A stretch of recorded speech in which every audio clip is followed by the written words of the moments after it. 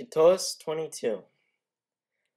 Sophinis este, vere quem probe nosti, homes venustas et dicas et urbanus, idemque longe plerimus facit versus, putes sigilli miliot decelt plura, per scripta nec sic ut fit in palimpsesto.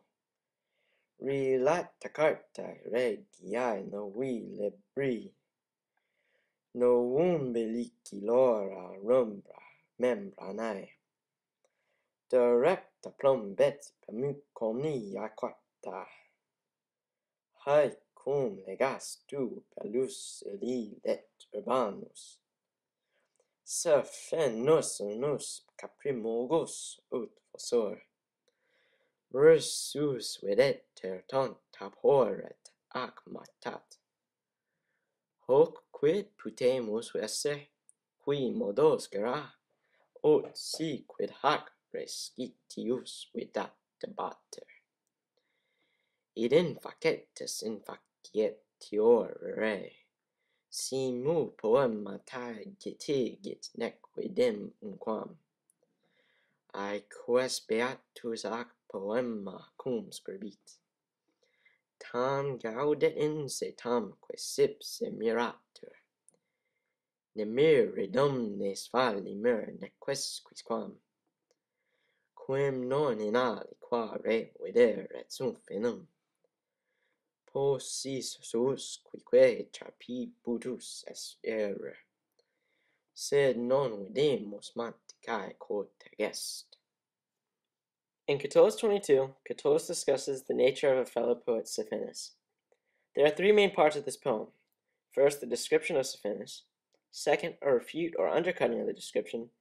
And finally, a part in which Catullus relates Sophinus's shortcomings and faults to each and all men. The first part of the poem starts as Catullus addresses a man named Varius.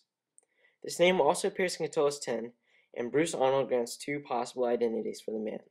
One, Alphenus Verus, a jurist and official in Cisalpine Gaul, and the other, Quintilius Varius, a friend of Virgil and Horace.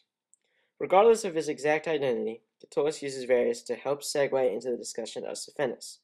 I quote, Sophinus iste vere quem probe nosi. That's Sophinus of Varius, whom you know well.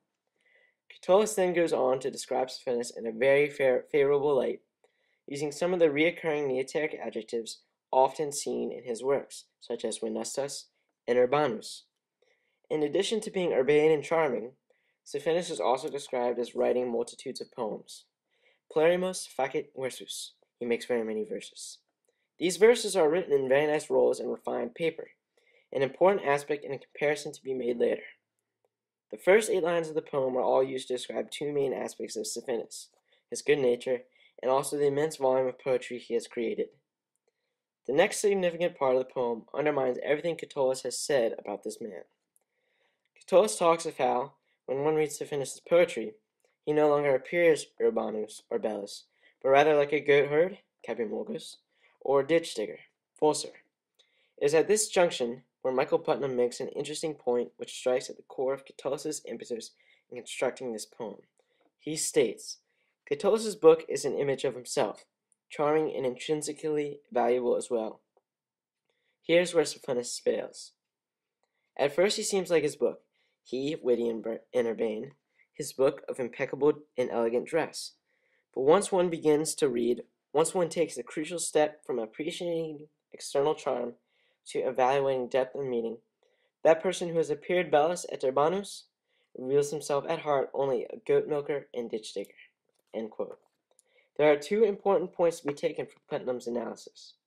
One is that the comparison between Sophinus and his works is valid. Like his many writings, Sophinus appears refined, but on a closer examination, his character is flawed. Second, Putnam's statement addresses the essential message of this poem. Catullus' message concerns the importance of integrity, not only in poetic works, but also in our character.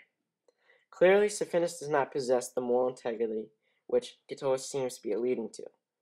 Quote, qui modo scura videbatur idem infaceto es infacetior rere.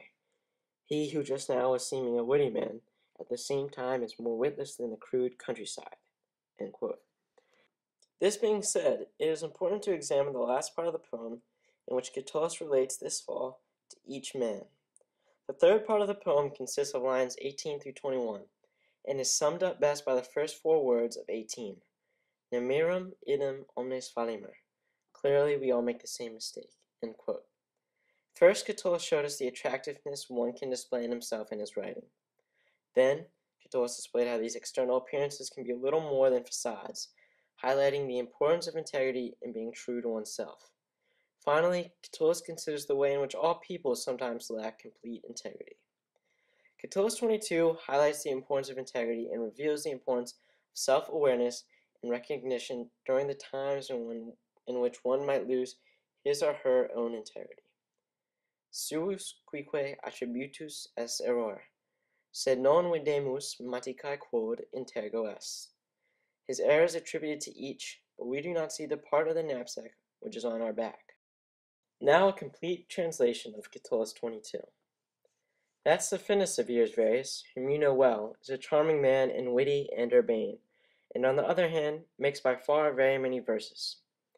I think that 1,000 or 10,000 or more have been written down by that man, and not thus as usually written down on a palimpsest, high-quality paper, new rolls, new knobs, red straps for the wrapper, lined with lead, and all of them leveled down with pumice.